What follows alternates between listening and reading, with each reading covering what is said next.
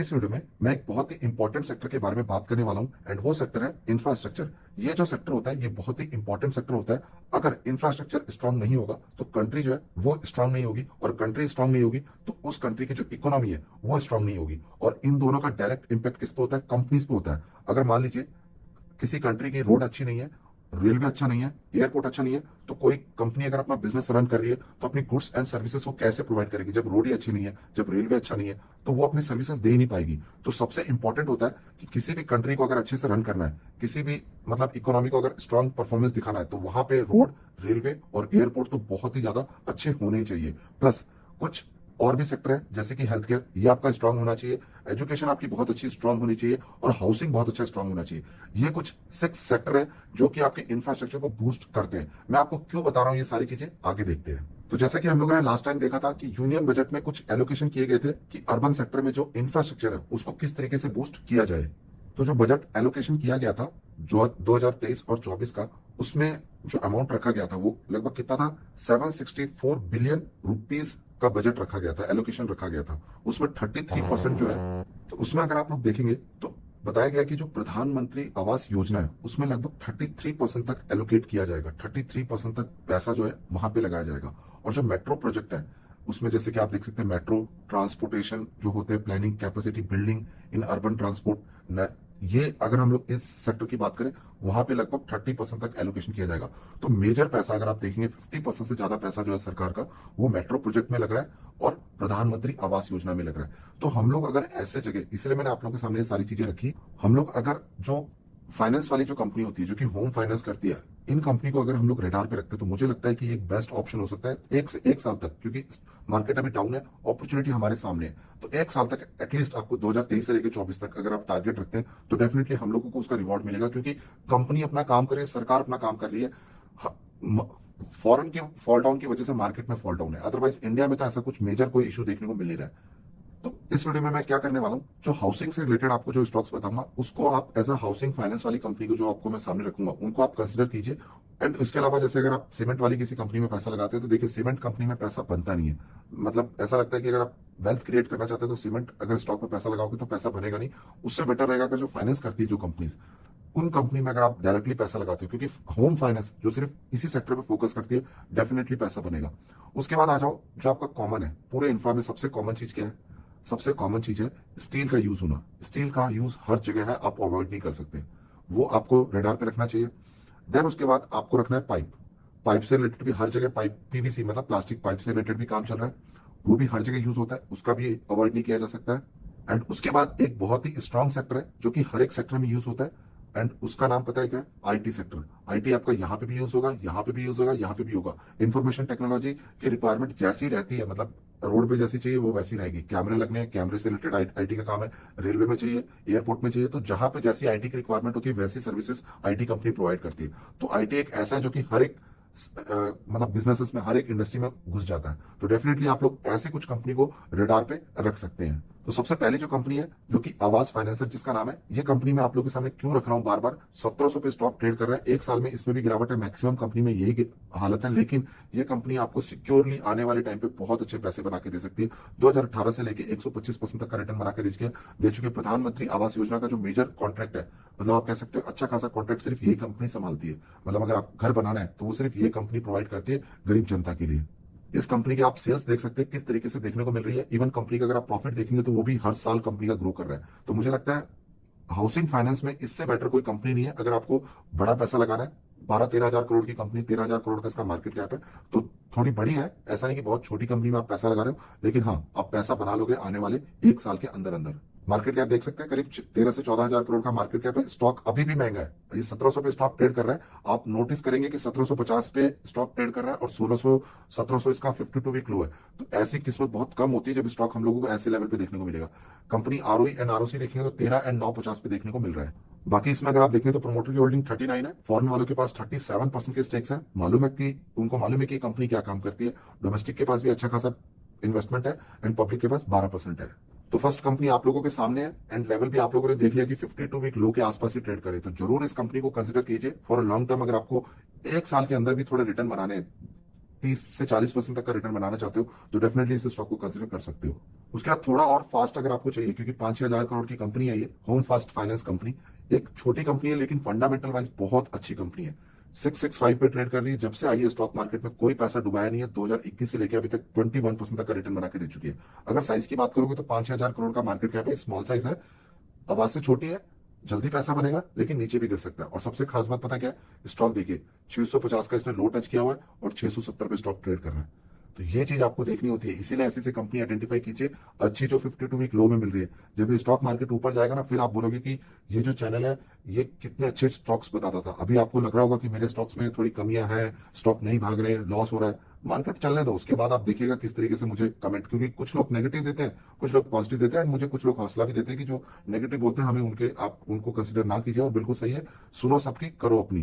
तो ऐसी कंपनी जरूर आप कंसिडर कर सकते हैं। आरओई देखिए 12 एंड 9 पे देखने को मिल रहा है, प्लस इसमें प्रोमोटर की होल्डिंग 33 है, वो पहले से ही उतनी है, एंड फॉरेन वाले के पास 9 है, डोमेस्टिक के पास 6 है, पब्लिक के पास 50% होल्डिंग है, मतलब प्रोमोटर इसमें पब्लिक देखने को मिल रही है। कंपनी के सेल्स एंड प्रॉफिट देखिए, सबसे इंपॉर्टेंट काम है अगर किसी कंपनी में आगे बढ़ना चाहते हो तो, और देख सकते हो किस तरीके से कंपनी की सेल्स जो है वो ग्रो कर रही है। कंपनी के सेल्स आप देख रहे हैं, देन उसके बाद कंपनी का अगर आप प्रॉफिट देखेंगे, 18 से लेकर 22 तक का कंपनी का प्रॉफिट जो है कभी भी डिप देखने को नहीं मिल रहा, 16 से 45, 80, 100 एंड 186। तो डेफिनेटली 52 वीक लो के पास ये स्टॉक भी ट्रेड कर रहा है। इस कंपनी को भी अगर होम फाइनेंस में आपको कोई कंपनी चाहिए तो बेस्ट कंपनी है। उसके बाद मैंने आपको बताया कि स्टील बहुत इंपॉर्टेंट सेक्टर है। अपोलो पाइप ने लोगों को करोड़पति बना दिया, अरबपति बना दिया। एपीएल अपोलो की अगर मैं बात करूं, स्टील वाली कंपनी, वैसे ही कंपनी है वीनस पाइप, जो लोगों में पोटेंशियल नजर आता है, एंड लोग जानते भी ये कंपनी कहां जाके रुकेगी। 730 पे ट्रेड कर रहा है, एंड आपको मैं बताना चाहूंगा ये एक ऐसी कंपनी है जिसको सेल करने के लिए कोई तैयार नहीं है। यकीन नहीं होता तो आप ये देखिए कि अगर आप 1 महीने में भी देखेंगे तो स्टॉक देखिए कोई गिरावट नहीं है, मतलब नॉर्मल आता है फिर वापस उसी पे चला जाता है। 6 महीने से देखिए 42% तक का जंप देखने को मिल रहा है इस स्टॉक में। लास्ट जंप जो लगा है, लास्ट अगर आप जंप देखेंगे तो अक्टूबर 2022 में लगा था, जब ये स्टॉक 750 पे चला गया था, देन तभी से लेके स्टॉक अपने उसी फेस में ट्रेड कर रहा है। मार्केट, पूरा मार्केट गिरा हुआ है लेकिन ये स्टॉक गिरा नहीं है, इसीलिए मैं आपके सामने स्टॉक रख रहा हूँ बार बार। ये स्टॉक जब से स्टॉक मार्केट में आया 2022 में इसको लिस्टिंग करवाया गया, मतलब ये पहले एमएसएमई था लेकिन उसके बाद इसको बड़े ग्रुप में, मतलब बड़े प्लेटफॉर्म पे लिस्ट करवाया गया, तब से लेकर अभी तक इसमें कितना 100% की ग्रोथ मिल चुकी है। विनस पाइप एक बेस्ट कंपनी हो सकती है अगर आपको स्टील सेक्टर में पैसा लगाना है तो।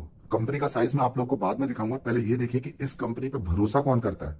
अगर मैं एल की बात करूं, वो इस कंपनी का क्लाइंट है। वोल्टास की बात करूं, आपको एसी चाहिए, मतलब एसी से रिलेटेड, वोल्टास जो कंपनी जिसको स्टील से रिलेटेड जो रिक्वायरमेंट होता है पाइप से रिलेटेड, वो इससे ही लेता है। टाटा इस पर डिपेंड है, आईटीसी इस पे है, इसरो इस पे है। तो ये सब अदानी, बेल, सिप्ला, बड़ी कंपनी सारी की सारी इसकी क्लाइंट है। और इसी तरीके से इसने पूरे जितने भी इंडस्ट्री, जो मेजर इंडस्ट्री, सबको ये सर्व करती है अपने प्रोडक्ट के द्वारा। मार्केट कैप देखिए कितना है, 1400 करोड़ का मार्केट कैप है। स्टॉक हाई कितना लगा है, करंट प्राइस 730, स्टॉक हाई कितना है 775, मतलब स्टॉक गिरने के लिए तैयार ही नहीं है। 316 पे लो है, वहां तक तो पहुंचेगा ही नहीं। आप खुद सोचो कि 316 पे पहुंचेगा ही। अगर लगता है तो वेट कर लो, अगर नहीं लगता है तो आगे कंसिडर कर लो। स्टॉक आपको सस्ता मिलेगा भी नहीं, 40 के पी पे देखने को मिल रहा है। आरओई एंड आरओसी कंपनी का देखेंगे तो 40 पे है, पैसा बनाने के लिए दिक्कत नहीं, क्योंकि इतने बड़े बड़े क्लाइंट है, आराम से कंपनी को ऑर्डर मिल रहा है। कंपनी में होल्डिंग देखिए, प्रोमोटर के पास कितना है 48, वो जब से आई है ना वो तब से 48 ही है, मतलब उनकी कोई चेंजेस देखने को नहीं मिल रहा है। फॉरेन वालों को पता चल गया कि कंपनी कहां जाएगी, 5% कर लिया, डोमेस्टिक को भी पता चल गया, 8% उन्होंने कर लिया, पब्लिक वालों को अभी पता नहीं चला, इसलिए 37 पे आ गए। कंपनी के सेल्स देख सकते हैं, ये हर साल कंपनी के सेल्स आप देख रहे हैं कैसे बढ़ रही है। ये एक बहुत ही इंपॉर्टेंट डेटा होता है और बहुत ही सिंपल होता है। कंपनी का प्रॉफिट देखिए कैसे ग्रो कर रहा है। तो डेफिनेटली ये स्टॉक 690 अभी रिसेंटली आता तो ठीक है, 550 पे स्टॉक मैंने आइडेंटिफाई किया हुआ है, तब से लेकर अभी तक स्टॉक बहुत अच्छे रनिंग मोड के साथ आगे बढ़ रहा है।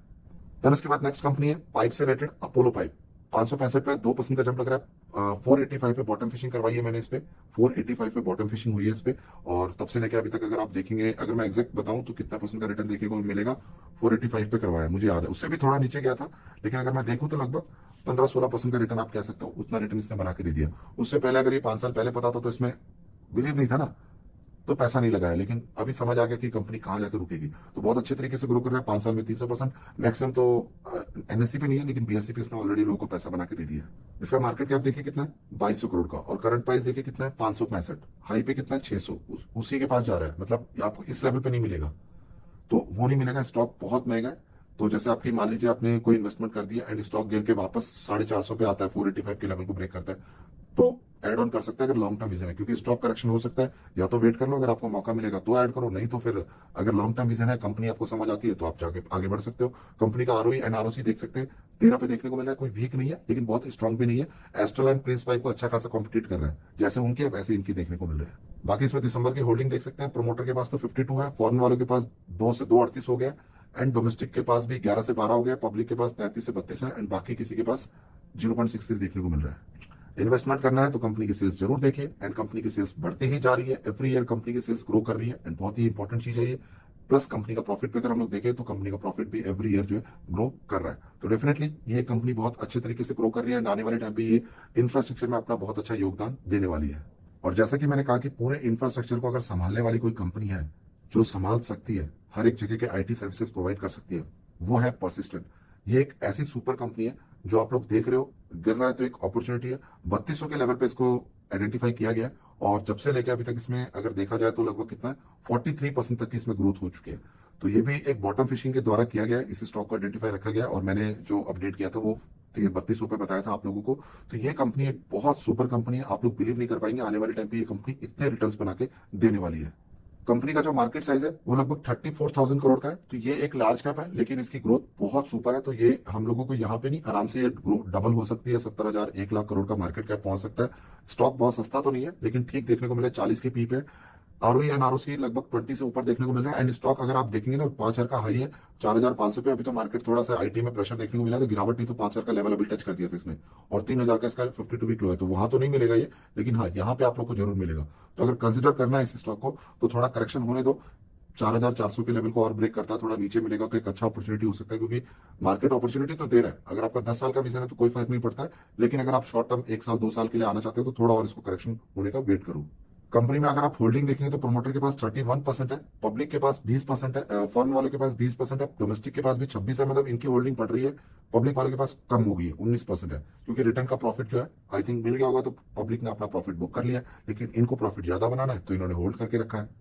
कंपनी के आप सेल्स देख सकते हैं, एवरी ईयर कंपनी के सेल्स एक लार्ज कैप होने के बावजूद कैसे ग्रो कर रही है। 34,000 करोड़ का मार्केट कैप है, एंड आप देखिए कंपनी की सेल्स, प्रॉफिट भी अगर आप देखेंगे तो कंपनी का प्रॉफिट देखिए कैसे ग्रो कर रहा है।